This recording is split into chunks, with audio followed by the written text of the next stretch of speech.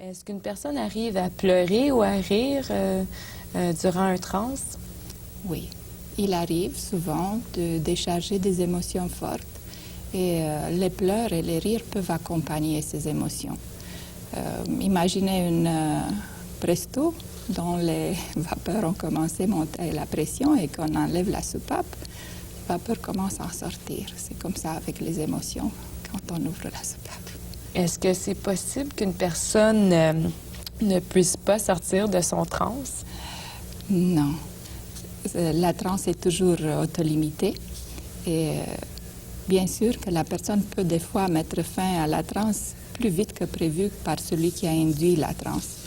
Et ça me rappelle mes débuts quand je faisais mes apprentissages en hypnose et que j'avais comme sujet mon propre mari. Et à ce moment-là, dans une transe que je lui avais induite, je lui avais posé des questions et à un moment donné, il a ouvert grandement les yeux et il m'avait dit, pour moi, c'est assez. Bien, merci, Cornelia. Bienvenue. Et maintenant, regardons ensemble le témoignage de la semaine. Mon nom est Deirdre et j'ai rencontré un hypnothérapeute il y a 5 ans pour la première fois. J'avais entendu parler de lui par un collègue, un ami, et qui lui avait entendu un hypnothérapeute à la radio. Et c'est comme ça que j'ai commencé. J'ai commencé essentiellement pour arrêter de fumer. C'était la raison qui m'a amenée à voir un hypnothérapeute. Et aussi, je pense, un peu de curiosité. J'avais envie de savoir comment ça se passait. Et alors, j'ai approché la première séance comme ça. Je me sentais à l'aise avec l'hypnothérapeute. Je me sentais capable de le regarder droit dans les yeux. Ça comptait beaucoup pour moi. Et je voyais son regard aussi. Je me sentais à l'aise avec. Alors, je me suis dit, allons-y. C'était après la première séance que j'avais commencé à avoir pas de réticence, je voulais continuer, mais je commençais à sentir un peu peur. Pas de l'hypnothérapeute, pas de l'hypnose comme telle. Par ailleurs, l'hypnose était plutôt intéressante comme expérience, mais de ce que j'allais découvrir.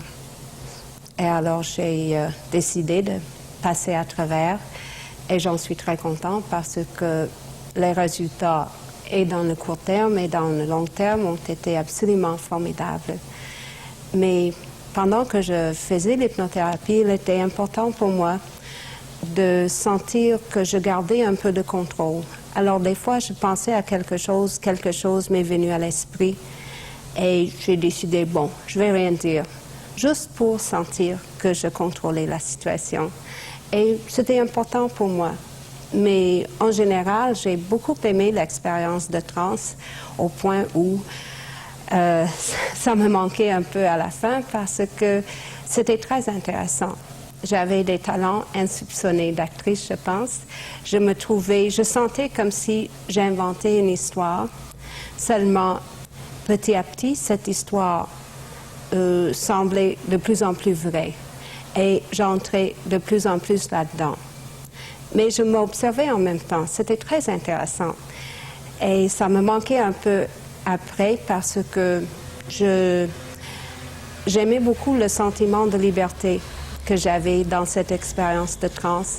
Et j'aurais voulu continuer à avoir ce genre d'expérience régulièrement.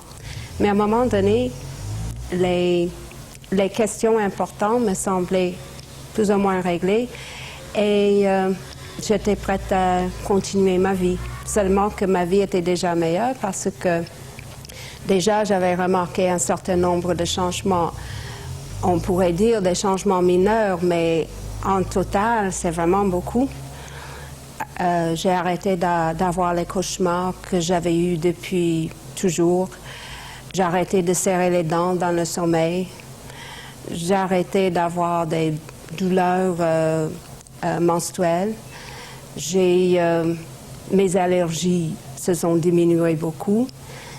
Évidemment, j'ai arrêté de fumer. C'était presque un détail à l'époque parce que je ne pensais même pas à ça.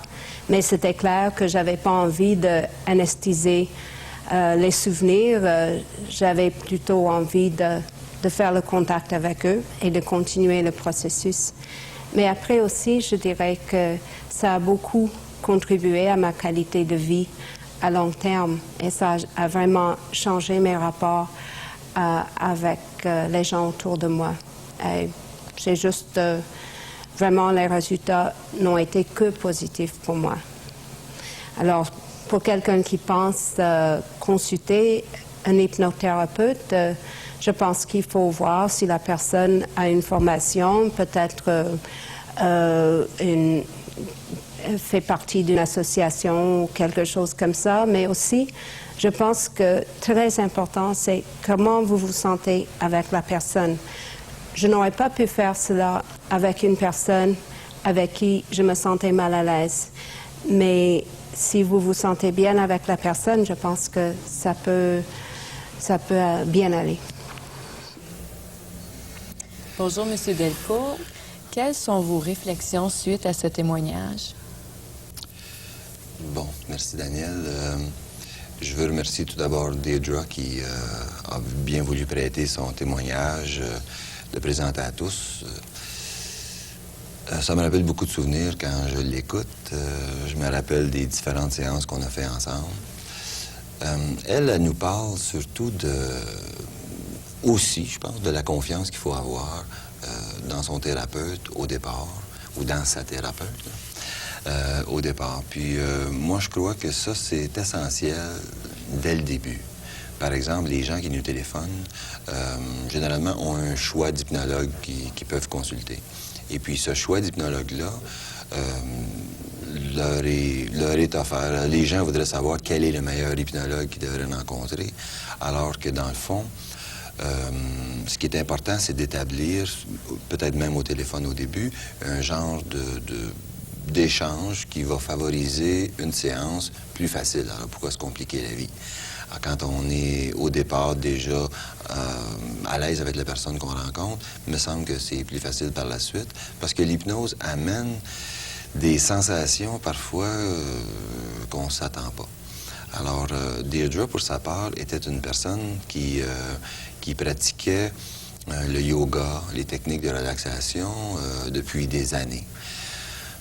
Même que je pourrais dire qu'à cette époque-là, elle avait probablement plus d'expérience sur elle-même et sur les techniques qu'elle avait pratiquées sur elle-même que moi-même j'en avais sur l'hypnose.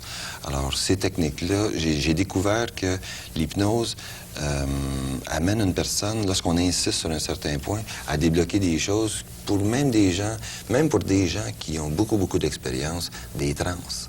Alors, puis c'est là que la confiance vient, c'est d'être capable d'amener une personne dans un endroit un peu plus difficile, puis d'être capable d'aller soutirer du secret l'émotion qui va libérer ce qui a été libéré pour Deirdre. Bon, bien, merci beaucoup, M. Delcourt. Et maintenant, nous rencontrons les représentants du regroupement Ma Santé, Mes Droits.